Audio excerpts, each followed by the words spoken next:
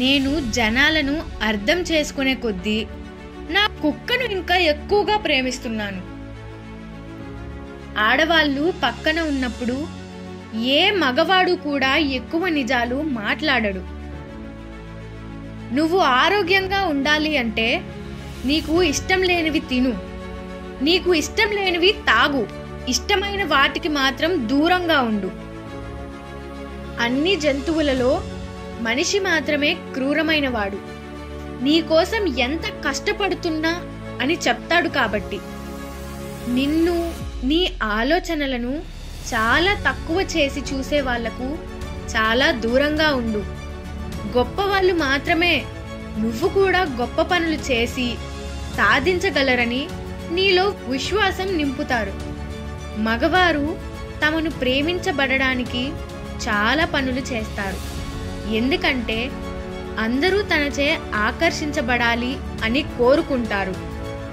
చనిపోతా అనే భయం నీ జీవితంలోకి నువ్వు పుట్టినప్పటి నుండి ఉంటుంది. ఏ మనిషి అయితే జీవితాన్ని పరిపూర్ణంగా అనుభవిస్తాడో వాడు ఏ క్షణమైనా చావడానికి సిద్ధంగా ఉంటాడు. జీవితాన్ని పరిపూర్ణంగా అనుభవించాలంటే నీకు ఇంకొకరి తోడు అవసరం. ఒక కొత్త ప్రయోగం చేసే ప్రతి వాడిని ఎల్లప్పుడూ పిచ్చివాడిలాగానే చూస్తుంది ఈ లోకం. వాడు విజయం సాధించే వరకు డబ్బు లేకపోవడమే ప్రతి చెడ్డ పనికి కారణం. సిగరెట్ తాగడం మానేయడం చాలా ఈజీ పని ఈ లోకంలో. నాకు తెలుసు, ఎందుకంటే నేను 1000 సార్లు మానేశాను. నువ్వు చాలా యవ్వనంగా ఉన్నావు అని నీ స్నేహితులు నీతో అంటున్నారు అంటే నువ్వు ముసలివాడు అవుతున్నావని అర్థం.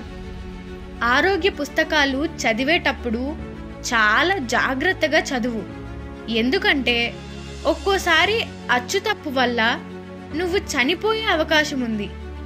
దేశం పట్ల ఎప్పటికీ నిజాయితీగా ఉండు. ప్రభుత్వం పట్ల కూడా నిజాయితీగా ఉండు. అది మంచి పనులు చేసినప్పుడు. ఎంతో కొంత భూమిని కొనుక్కో. ఎందుకంటే నీ కోసం ఇంకొకటి ఎవరూ తయారు చేయట్లేదు. జీవితంలో ఎవరికీ కూడా అంత ప్రాముఖ్యత ఇవ్వకు. అలా ఒక ఆప్షన్గా మాత్రమే చూస్తారు. కేవలం 2 విషయాలలో మాత్రమే నువ్వు చనిపోయే కొన్ని క్షణాల ముందు బాధపడతారు. 1, చాలా తక్కువగా ప్రేమించబడవు అని. 2, తక్కువగా ప్రయాణాలు చేశావని.